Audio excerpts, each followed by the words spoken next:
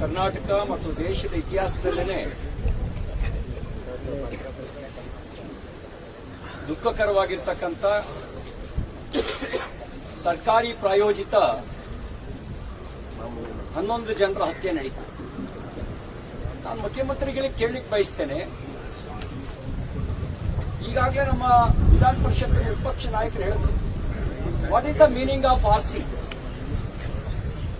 ನಿಮ್ಗೇನಾದ್ರು definition ಗೊತ್ತಿಲ್ಲದೆ ಇದ್ರೆ ವಿಜಯ್ ಮಲ್ಯ ಹೇಳಿದ್ದಾರೆ ಆರ್ಸಿ ಅಂತ. ಯಾಕೆ ಆ ಫ್ರಾಂಚೈಸಿಯನ್ನು ನಾನು ಕೊಂಡುಕೊಂಡೆ, ಅದರ ಪರ್ಪಸ್ ಏನು ಅಂತ ಹೇಳಿದ್ದಾರೆ. ಈ ವಿಧಾನಸೌಧದ ಮೆಟ್ಲ ಮೇಲೆ ಆ ರಾಯಲ್ ಚಾಲೆಂಜ್ ಬ್ರಾಂಡ್ ಅಂಬಾಸಿಡರ್ ಆಗ್ಬಿಟ್ರಲ್ಲ ನೀವು. ಇದಕ್ಕಾಗ ಕೆಂಗಲ್ ಹನುಮಂತಯ್ಯನವರು ವಿಧಾನಸೌಧ ಕಟ್ಟಿಸಿತ್ತು. ಇದನ್ನ ಶಕ್ತಿ ಕೇಂದ್ರ ಅಂತ ಕರೆದಿದ್ದು ಇದಕ್ಕಾಗೇನ? ಯಾವುದೋ ಒಂದು ಫ್ರಾಂಚೈಸಿಯ ಬ್ರಾಂಡ್ ಅಂಬಾಸಿಡರ್ ಆಗಲಿಕ್ಕೆ ಮುಖ್ಯಮಂತ್ರಿ ಉಪಮುಖ್ಯಮಂತ್ರಿಗಳು ಪೈಪೋಟಿಗೆ ಬಿದ್ದು 11 ಜನರ ಬಲಿ ತಗೊಂಡ್ರಲ್ಲ. ಈಗ ನಮ್ಮ ಪ್ರಶ್ನೆಗೆ ಉತ್ತರ ಕೊಡಿ. ಆರ್ಸಿಬಿ ಕರ್ನಾಟಕವನ್ನು ಪ್ರತಿನಿಧಿಸಿತ್ತ? ಎಷ್ಟು ಜನ ಕರ್ನಾಟಕದ ಆಟಗಾರರು ಆರ್ಸಿಬಿಯಲ್ಲಿದ್ರು? ಕರ್ನಾಟಕ ಸರ್ಕಾರ ಪ್ರಾಯೋಜನೆ ಮಾಡಿತ್ತ? ನೀವು ಸ್ಪಾನ್ಸರ್ ಮಾಡಿದ್ರಾ ಅಥವಾ ಮುಖ್ಯಮಂತ್ರಿ ಉಪಮುಖ್ಯಮಂತ್ರಿಗಳು ಬಂಡವಾಳ ಹೂಡಿಕೆ ಮಾಡಿದ್ದೀರಾ ಆರ್ಸಿಬಿಯಲ್ಲಿ? ಎಷ್ಟು ಹಣ ಹೂಡಿಕೆ ಮಾಡಿದ್ದೀರಿ ನೀವು?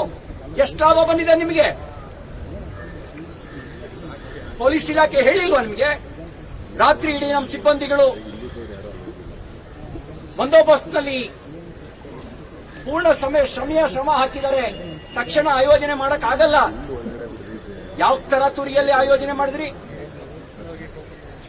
ರಾಜ್ಯದ ಮಾನ ಕಡಿಯೋದಕ್ಕ? 11 ಜನರು ಬಲಿ ಪಡೆಯೋದಕ್ಕ? ಹೇಳಿಲ್ವಾ ಪೊಲೀಸ್ ಸಿಬ್ಬಂದಿ? ವಿಧಾನಸೌಧದಲ್ಲಿ ಮತ್ತು ಚಿನ್ನಸ್ವಾಮಿ ಸ್ಟೇಡಿಯಂನಲ್ಲಿ ಸೂಕ್ತ ಬಂದೋಬಸ್ತ್ ಕೊಡ್ಲಿಕ್ಕೆ ಬೇಕಾದಂತ ಸಿಬ್ಬಂದಿ ವ್ಯವಸ್ಥೆ ನಮ್ಮ ಹತ್ರ ಇಲ್ಲ ಅಂತ ಹೇಳಿ ಲಿಖಿತವಾಗಿ ಕೊಟ್ಟಿಲ್ವಾ ನಿಮ್ಗೆ? ಇಷ್ಟಾದ್ಮೇಲೂ ಕೂಡ ನಿರ್ಣಯ ತಗೊಂಡವ್ರು ಯಾರು? ಆಯುಕ್ತರು ನಿರ್ಣಯ ತಗೊಂಡ್ರ? ವಿಧಾನಸೌಧದ ಮೆಟ್ಲ ಮೇಲೆ ಕಾರ್ಯಕ್ರಮ ಆಯೋಜನೆ ಮಾಡಿ ಮುಖ್ಯಮಂತ್ರಿ ಉಪಮುಖ್ಯಮಂತ್ರಿ ಮಂತ್ರಿ ಶಾಸಕರುಗಳು ನಿಮ್ಮ ಮಕ್ಕಳನ್ನೆಲ್ಲ ಕರ್ಕೊಂಡು ಬಂದು ವಿರಾಟ್ ಕೊಹ್ಲಿ ಜೊತೆಲಿ ಫೋಟೋ ತೆಗೆಸ್ಕೊಳ್ಳಿ ಅಂತ ಅವರು ನಿಮಗೆ ಸೂಚನೆ ಕೊಟ್ರ? ಯಾವ ಕಾರಣಕ್ಕೆ ಇದನ್ನ ಮಾಡಿದ್ರಿ ನೀವು? ಇದಕ್ಕೆ ಇವತ್ತಿಗೂ ನೀವು ಉತ್ತರ ಕೊಟ್ಟಿಲ್ಲ. ಮಾನವೀಯತೆ ಇಲ್ದಂಗೆ ನಡ್ಕೊಂಡ್ರಿ. ಒಂದ್ ಕಡೆ ಸಾವಿನ ಸುದ್ದಿ ಗೊತ್ತಾಗ್ತಾ ಇದ್ದಂತೆ ನೀವು ಹೆಂಗೆ ಮನುಷ್ಯತ್ವ ಸತ್ತವ್ರ ರೀತಿಯಲ್ಲಿ ನಡ್ಕೊಂಡ್ರಿ. ಒಬ್ರು ಕಪ್ ಎತ್ತಿ ಮುತ್ತಿಡ್ತಾರೆ, ಓ ನೀವೇ ಶಿಕ್ಷೆ ಹೊಡೆದಿದ್ದು, ನೀವೇ ಗೆಲ್ಸಿದ್ದು ತಂಡನ. ನಾಚಿಕೆ ಆಗ್ಬೇಕಲ್ಲ ನಿಮ್ಗೆ? ಕಪ್ ಒಂದ್ ಕಡೆ ಸಾವಿನ ಸರಮಾಲೆ, ಇನ್ನೊಂದ್ ಕಡೆ ಕಪ್ ಎತ್ತಿ ಮುತ್ತಿಡ್ತೀರಿ. ಮತ್ತೊಬ್ರು ಮಸಾಲೆ ದೋಸೆ ತಿನ್ನಕ್ ಹೋಗ್ತೀರಿ. ಮನುಷ್ಯತ್ವ ಇದೆಯಾ ನಿಮ್ಗೆ? ಮನುಷ್ಯತ್ವ ಇದೆಯೇನ್ರಿ? ಇಷ್ಟಾದ್ಮೇಲೆ ಆರೋಪ ಯಾರ ಮೇಲೆ? ಪೊಲೀಸರ ಮೇಲೆ. ನಾನು ಸೋಷಿಯಲ್ ಮೀಡಿಯಾದಲ್ಲಿ ನೋಡಿದೆ,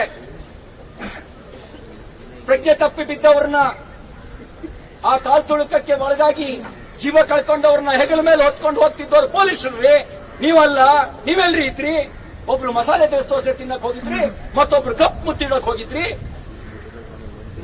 ವಿಕೆಟ್ ನ ಕ್ರೆಡಿಟ್ ನ ಪಡ್ಕೊಳ್ಳಕ್ಕೆ ನಿಮ್ಮಿಬ್ಬರ ನಡುವೆ ಕ್ರೆಡಿಟ್ ವಾರ್ ನಡೀತಾ ಇತ್ತು. ಅದಕ್ಕೆ 11 ಜನರ ಬಲಿ ಆಯ್ತು.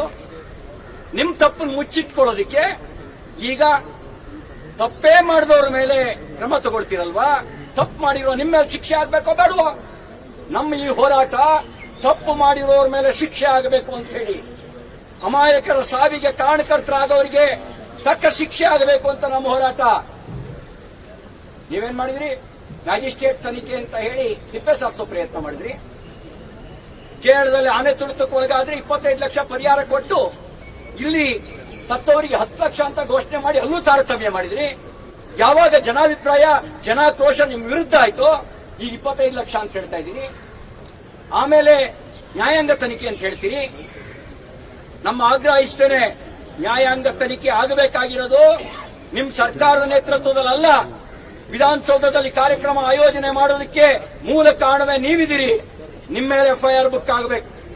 A1 A2 CM deputy CM ಆಗಬೇಕು. ಆಗ ಒಂದು ಪಾರದರ್ಶಕತೆ ಬರುತ್ತೆ, ಒಂದು ಪ್ರಾಮಾಣಿಕತೆ ಬರುತ್ತೆ. ಅಷ್ಟು ಮಾತ್ರ ಅಲ್ಲ, ನ್ಯಾಯಾಂಗ ತನಿಖೆ ಉಚ್ಚ ನ್ಯಾಯಾಲಯದ ಮುಖ್ಯ ನ್ಯಾಯಾಧೀಶರ ನೇತೃತ್ವದಲ್ಲಿ ಸ್ವತಂತ್ರ ನ್ಯಾಯಾಂಗ ತನಿಖೆ ಆಗಬೇಕು. ಆಗ ನಿಷ್ಪಕ್ಷಪಾತವಾದ ತನಿಖೆ ಆಗುತ್ತೆ. ನಿಮ್ ನೇತೃತ್ವದ ತನಿಖೆ ನಿಮ್ ತಪ್ಪುಗಳನ್ನು ಮುಚ್ಚಾಕೋದಕ್ಕೆ, ನಿಮ್ ನೇತೃತ್ವದ ತನಿಖೆ ಅಮಾಯಕರನ್ನ ಬಲಿ ಪಡೆಯೋದಕ್ಕೆ, ನಿಮ್ಮ ನೇತೃತ್ವದ ತನಿಖೆ ನಿಮ್ಮೆಲ್ಲ ತಪ್ಪುಗಳನ್ನ ಮುಚ್ಚಾಕೋದಕ್ಕೆ ನಡೆಸುವಂತ ತನಿಖೆ ಅವಶ್ಯಕತೆ ಇಲ್ಲ. ನಮ್ಮ ಆಗ್ರಹ ಇಷ್ಟೇನೆ, ಈ ಹೋರಾಟದ ಉದ್ದೇಶ ಇಷ್ಟೇನೆ.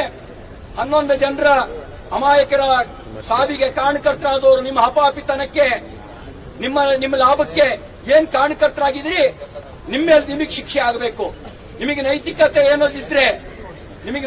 ಅನ್ನೋದಿದ್ರೆ, ನಿಮಗೇನಾದ್ರೂ ಮಾನವೀಯತೆ ಅನ್ನೋದಿದ್ರೆ ಇಷ್ಟೊತ್ತಿಗೆ ರಾಜೀನಾಮೆ ಕೊಡ್ತಿದ್ರಿ. ನಿಮ್ ಕುರ್ಚಿ ಉಳಿಸ್ಕೊಳ್ಳೋದಕ್ಕೆ ಬೇರೆಯವರ ತಲೆದಂಡ ಮಾಡೋ ಪ್ರಯತ್ನ ಮಾಡ್ತಿರ್ಲಿಲ್ಲ. ಹಾಗಾಗಿ ನಮ್ಮ ಹೋರಾಟ ನಿಜವಾಗಿ ತಪ್ಪು ಮಾಡಿದವರಿಗೆ ಶಿಕ್ಷೆ ಆಗಬೇಕು ಅನ್ನೋ ನಮ್ಮ ಹೋರಾಟ. ನಗಾಡ್ತಾರ್ರಿ, ವಿಧಾನಸೌಧದಲ್ಲಿ ಕಮಿಷನ್ ಆಯೋಜನೆ ಮಾಡಕ್ಕಾಗತ್ತ? 3ನೇ ತಾರೀಕೇನೆ ಡಿಪಿಆರ್ ಅಶೋಕ್ ಅವರೇ, 3ನೇ ತಾರೀಕೇನೆ ಡಿಪಿಆರ್ ಪತ್ರ ಬರೀತಾರೆ. ಅಂದ್ರೆ ಮ್ಯಾಚ್ ಫಿಕ್ಸಿಂಗ್ ಆಗಿತ್ತಾ? ಮುಂಚೆನೆ ಮ್ಯಾಚ್ ಫಿಕ್ಸಿಂಗ್ ಆಗಿತ್ತಾ? ಮುಂಚೆನೆ ನಿಮಗೆ ಕನಸು ಬಿದ್ದಿತ್ತಾ? ಹೋಗ್ಲಿ, ಅಷ್ಟೆಲ್ಲ ಬರೆದವರು ಸೂಕ್ತ ಬಂದೋಬಸ್ತ್ ತಗೊಂಡ್ರ? ಆತರ ಏನಿತ್ತು ನಿಮಗೆ? ಅಂತ ಆತರ ಏನಿತ್ತು? ಈ ಎಲ್ಲ ಪ್ರಶ್ನೆಗಳಿಗೆ ಉತ್ತರ ಸಿಗಬೇಕಾದಂತ ಅವಶ್ಯಕತೆ ಇದೆ. ಅದಕ್ಕಾಗಿ ಇದೊಂದು ರೀತಿಯ ಕ್ರಿಮಿನಲ್ ನಿರ್ಲಕ್ಷ್ಯ. ಇದು ನೀವು ಮಾಡಿರ್ತಕ್ಕಂಥದ್ದು ಒಂದು ಕ್ರಿಮಿನಲ್ ನಿರ್ಲಕ್ಷ್ಯ. ನಿಮ್ಮ ಕ್ರಿಮಿನಲ್ ನಿರ್ಲಕ್ಷ್ಯದ ಕಾರಣದಿಂದಾಗಿ ಅಮಾಯಕರು ಸತ್ತಿದ್ದಾರೆ. ಅವರ ಆತ್ಮಕ್ಕೆ ಸದ್ಗತಿ ಯಾವಾಗ ದೊರಕುತ್ತೆ ಅಂದ್ರೆ ನಿಜವಾಗಿ ತಪ್ಪು ಮಾಡಿದವರಿಗೆ ಶಿಕ್ಷೆ ಆಗಬೇಕು. ಕ್ರೆಡಿಟ್ ವಾರ್ನ ಹಪಾಪಿತನಕ್ಕೆ ಒಳಗಾದವರಿಗೆ ಶಿಕ್ಷೆ ಆಗಬೇಕು. ಆಗ ಅವರ ಆತ್ಮಕ್ಕೆ ಶಾಂತಿ ಸಿಗುತ್ತೆ. ಆ ರೋದನ ನೋಡಿದ್ರ ನೀವು?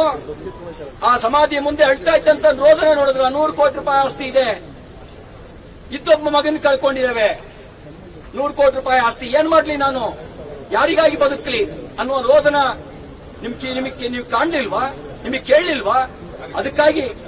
ಅದಕ್ಕಾಗಿ ನಾವು ಈ ಒಂದು ಹೋರಾಟ ಅಂತಕ್ಕಂಥ ಮಾತನ್ನು ಹೇಳ್ತಾ ಸ್ವತಂತ್ರ ನ್ಯಾಯಾಂಗ ತನಿಖೆಗೆ ಆಗ್ರಹಿಸಿ ನಾವು ಈ ಒಂದು ಗಾಂಧಿ ಪ್ರತಿಮೆ ಮುಂದೆ ಧರಣಿ ಕೂತಿದ್ದೇವೆ. A1 A2 ಯಾರಾಗಬೇಕು? ಇದು ನಮ್ಮ ಮಾತು ಮಾತ್ರ ಅಲ್ಲ, ಇದು ಜನಾಭಿಪ್ರಾಯ, ರಾಜ್ಯದ ಜನರ ಅಭಿಪ್ರಾಯ. ನೈತಿಕತೆ ಇದ್ರೆ ನೀವು ರಾಜೀನಾಮೆ ಕೊಡಿ ಅಂತ ಆಗ್ರಹಿಸಿ ನನ್ನ ಮಾತು ಮುಗಿಸ್ತೇನೆ.